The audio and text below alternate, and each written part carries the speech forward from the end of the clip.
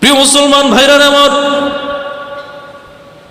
শুধু এই দুনিয়াতে বসবাসের জন্য মানুষের শ্বাস নিঃশ্বাস হলে মানুষের জন্য যথেষ্ট নয়।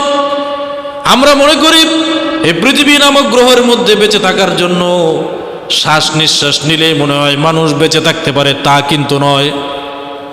শ্বাস নিঃশ্বাসের সাথে আরো বিভিন্ন রকমের মেডিসিন আছে, অক্সিজেন আছে, ঠিক না বেঠিক, নাইট্রোজেন আছে, গাছ থেকে এক প্রকারের গ্যাস বের হয় যেটা মানুষের বেঁচে থাকার জন্য সহায়ক হয়। সুবহানাল্লাহ।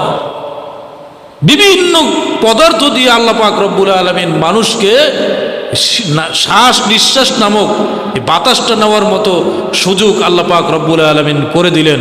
যে আল্লাহ পাক রব্বুল আলামিন আপনি দৈনিক 24 ঘন্টার মধ্যে কতবার বাতাস নিতেছেন, ছাড়তেছেন, কতবার আপনি হাঁচি দিতেছেন, এই হাঁচির মাধ্যমে